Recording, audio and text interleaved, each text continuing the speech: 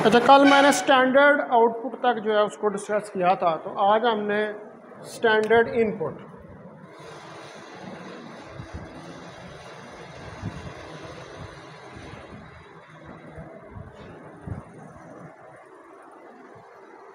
तो by default जो standard term होती है इनपुट के लिए उसको हम कहते हैं इनपुट, ठीक है, जिसको आप क्या करते हैं कीबोर्ड से C++ के साथ दिया जाता है और इसको सी इन, ठीक है, ये जो होती है इसको कहते हैं आप सी इन स्ट्रीम, ठीक है। ये सी इन स्ट्रीम जो है इसको आप देते हैं, इसकी कमांड देते हैं टू गेट स्टैंडर्ड इनपुट।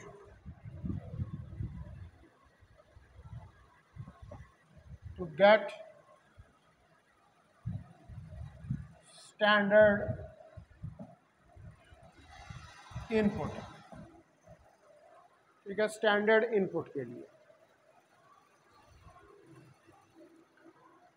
अब यहाँ पर जो सी इन है ये स्टैंड करता है फॉर कंसोल इनपुट, एक कंसोल इनपुट के लिए, और C++ जो है वो हैंडल करती है स्टैंडर्ड इनपुट को by applying the extraction operator, ठीक है। एक्सट्रैक्शन ऑपरेटर जो होता है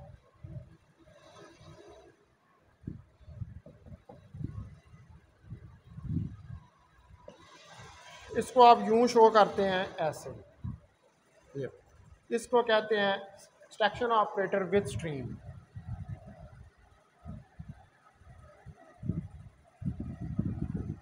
स्ट्रीम के साथ। अब ये जो ऑपरेटर होता है इसको कोई वेरिएबल इसके आगे लिखते हैं आप, यानी कि सी इन देंगे तो आगे कोई वेरिएबल लिखेंगे, और जो वेरिएबल होता है उसको पता है कि वो किस लिए होता है, वो यूज़ होता है इनपुट डेटा को स्टोर करने के लिए, ठीक है। अब इसका जो सिंटैक्स है, इसका सिंटैक्स आप लिखते हैं कि सी in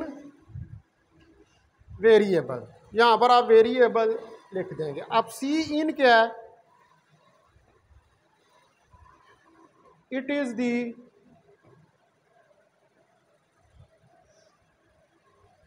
name of the object,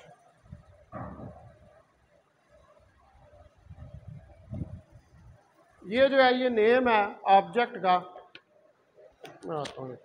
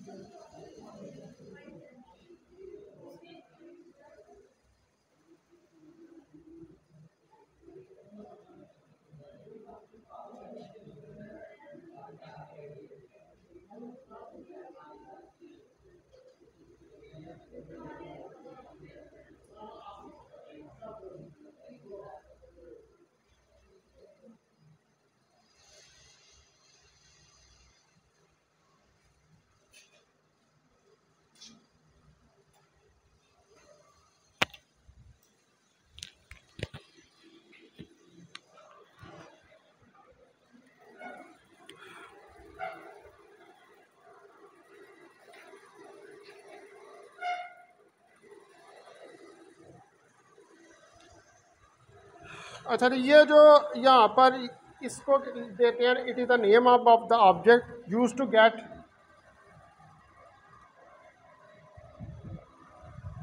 standard input.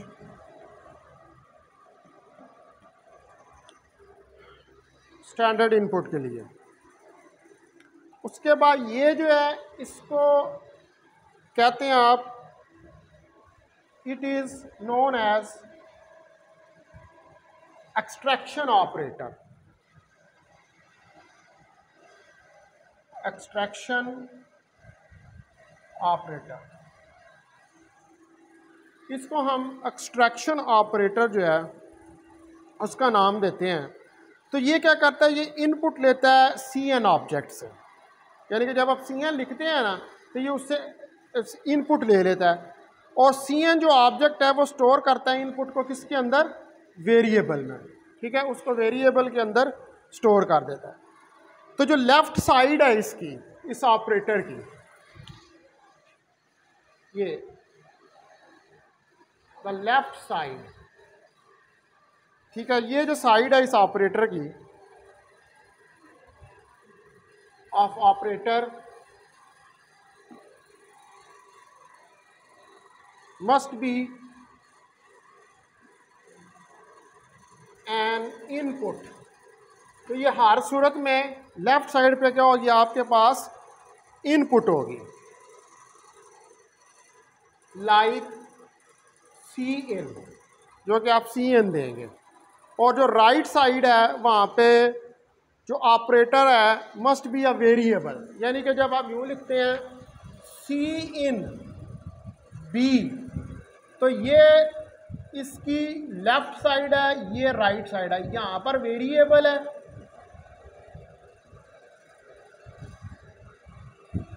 ठीक है, और ये जो इनपुट आपने उसको देनी है, उसको बताना है कि उसकी लाइब्रेरी, उसकी स्ट्रीम के अंदर ये वाला सी इन जो है वो उसको रीड करेगा। अब जो एक स्टेटमेंट है उसके आप अंदर मल्टीपल एक्सट्रैक्शन ऑपरेटर्स जो हैं उनको यूज कर सकते हैं। One statement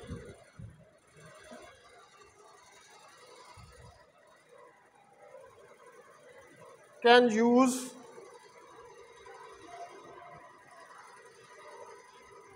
multiple extractions. इसमें मल्टीपल एक्सट्रैक्शन ऑपरेटर्स जो हैं उनको इस्तेमाल किया जा सकता है to get multiple values. Multiple values के लिए।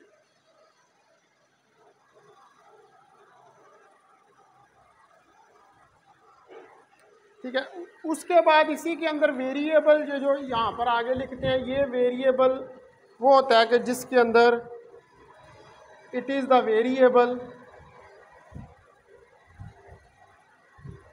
इन which the data is stored, कि जिसके अंदर डेटा जो है वो स्टोर होता है। अब इसकी एग्जांपल्स जो हैं वो हम देख सकते हैं, जैसे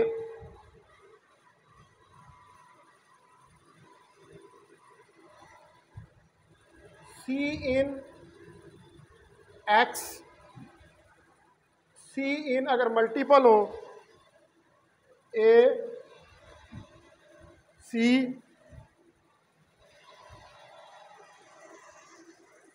तो तीन को आप तीन का इनपुट जो है वो एक साथ ही दे सकते हैं।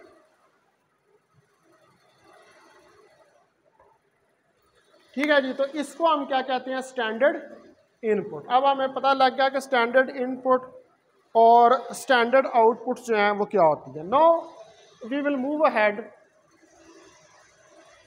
To escape sequence.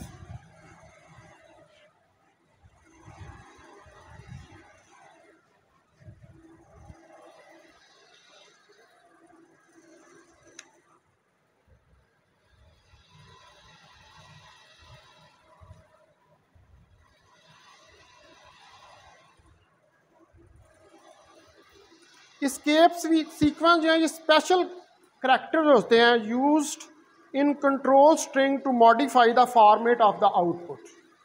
ये खास करैक्टर्स होते हैं जो कि आउटपुट के फॉर्मेट को स्ट्रिंग के अंदर चेंज करने के लिए इस्तेमाल होते हैं। एस्केप सीक्वेंस और special characters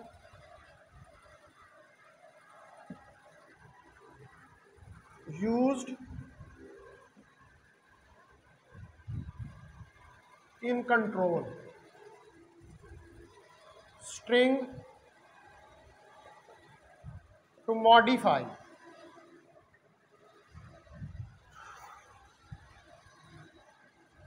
format of output। अब आप किस तरह का आउटपुट चाहते हैं?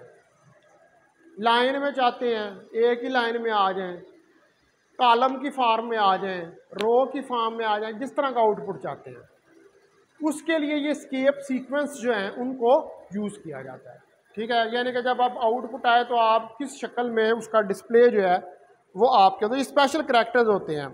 ये करैक्टर्स जो हैं ये डिस्प्ले नहीं होते आउटपुट के अंदर, ये करैक्टर्स तो नहीं डिस्प्ले होते, लेकिन जब आप इसको प्रोग्राम के अंदर लिखते हैं तो इनकी वजह से आउटपुट जो है वो आपके पास आती है। These characters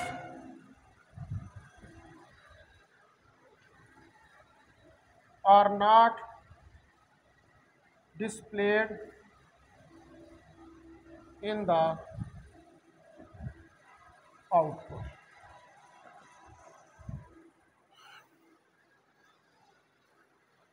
अब इन करैक्टर्स को आप यूज़ करते हैं इन कम्बिनेशन विद बैक स्लैश, यानी कि इस तरह की एक ये बैक स्लैश डालते हैं और इसके साथ आप इसको कम्बिनेशन में यूज़ करते हैं। ये जो बैक स्लैश होती है इसको आप कहते हैं escape character. This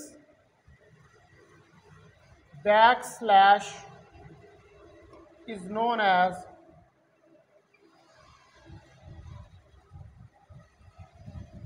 escape character. ये आप अगर याद करेंगे जो आपने कुछ प्रोग्राम लिखे थे उनमें आउटपुट में आप बैक स्लैश को डालते थे, तो वो इसीलिए डालते थे कि उसका एक फॉर्मेट बनाना है आपने आउटपुट का। तो ये बैक स्लैश जो है इसको हम एस्केप करैक्टर का नाम देते हैं।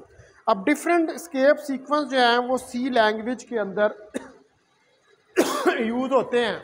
अब उनका मैं एक टेबल जो है वो यहाँ पर बनाता हूँ।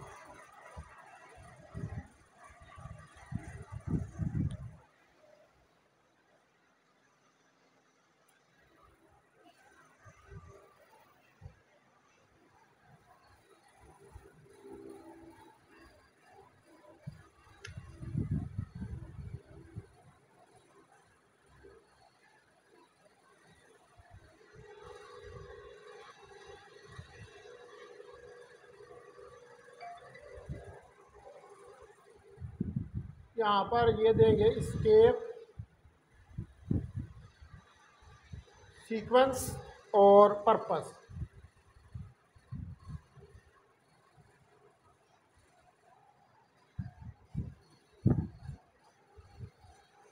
तो अगर आप बी को यूज़ करें तो ये बैक स्पेस के लिए इस्तेमाल होती है। अगर एफ को यूज़ करें तो ये फॉर्म फीड के लिए इस्तेमाल होती है। अगर आप एन को यूज़ करें तो ये न्यू लाइन के लिए इस्तेमाल होता है। और अगर आर को करें तो ये कैरेज रिटर्न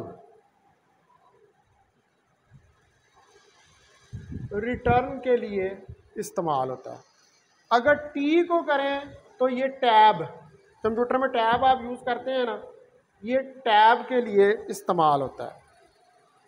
और अगर स्लैश के साथ सिंगल हो तो इसको कहते हैं सिंगल कोट।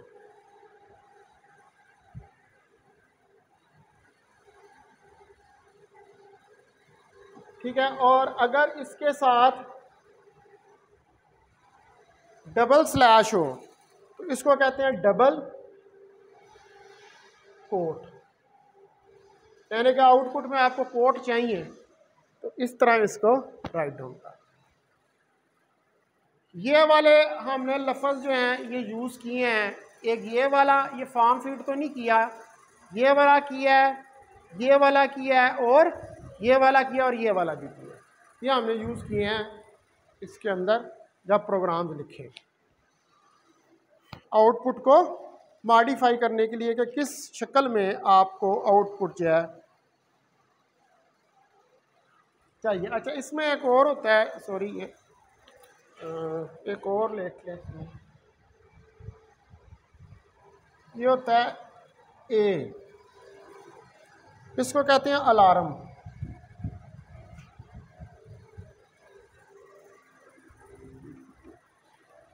अब ये हम देखते हैं कि वन बाय वन ये क्या आपको बताते हैं। तो नंबर 1 पे अगर मैं देखूं तो ए, ये जो ए है ये स्केप सीक्वेंस है, ये यूज़ होता है to play a beep during execution, यानी कि एक अलार्म बजना शुरू हो जाता है जब प्रोग्राम रन कर रहा होता है। जैसे मिसाल के तौर पर आप दें कि काउट, इसकी एग्जांपल है काउट हेलो वर्ल्ड,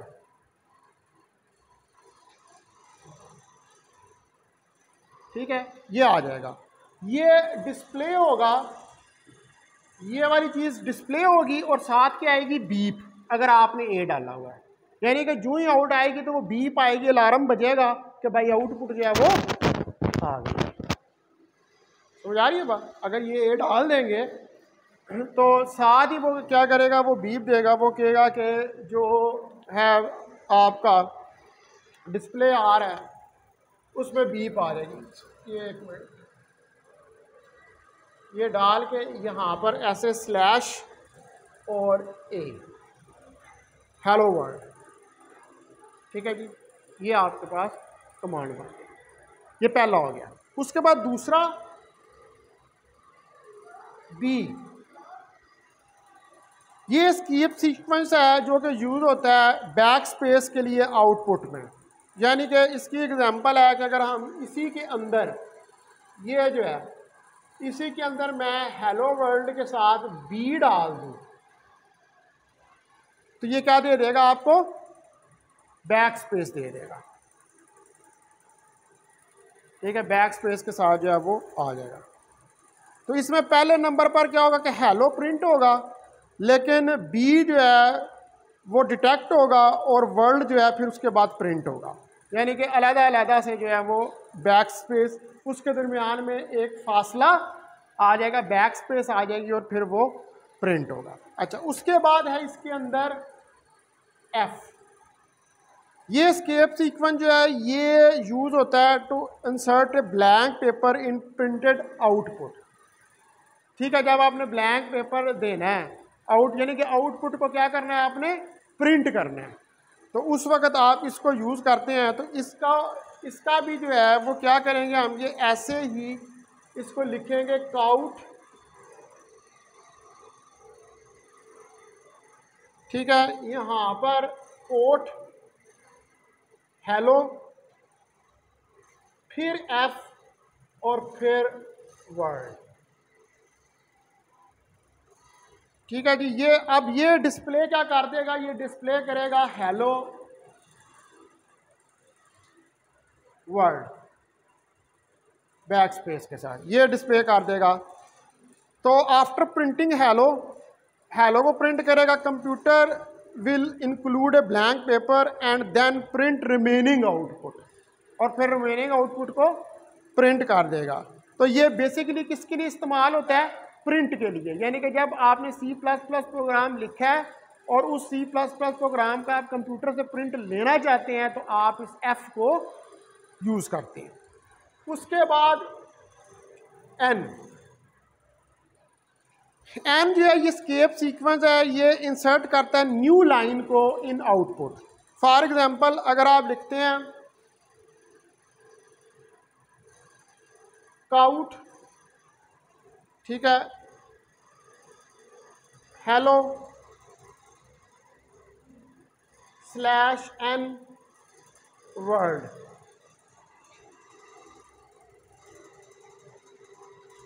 तो अब ये जो कमांड है इससे आपके पास क्या आएगा आउटपुट पे, हेलो ऊपर और वर्ड नीचे, ये दो लाइनें बन गई,